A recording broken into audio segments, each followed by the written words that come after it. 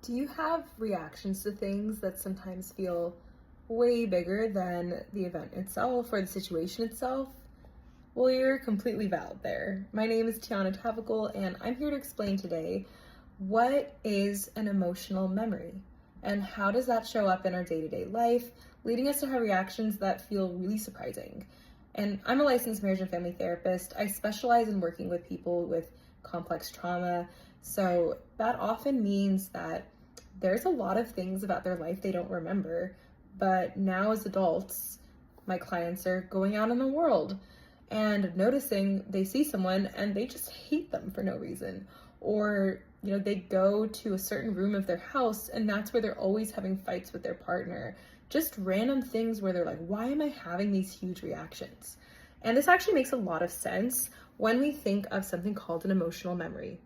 Our bodies store emotions in times when our logical brain isn't always on. And that means that we might see something that feels really familiar and our body's going to react with the memory that it's stored. But because we don't have access to that in our logical part of our brain, it doesn't make any sense. So an example of this would be you see someone's face and you automatically like or don't like them. There's a lot of reasons for why that could be, but one example of how it could be explained as an emotional memory. So that could mean maybe you have a best friend and their name is Amy and they have the same name or maybe some of the same features. And so you just automatically like them because of that emotional memory of that, meaning that's a safe person.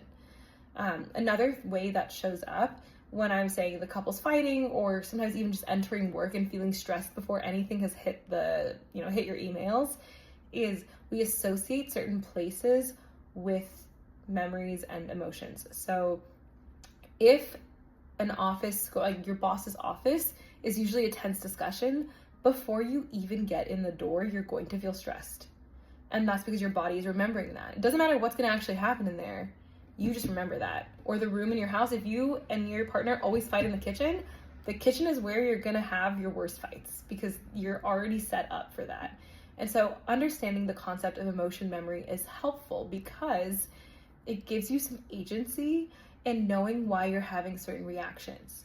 And when you have a reaction that feels larger than it's warranted, all you can do is really take a second, step back and think, where is this reaction coming from?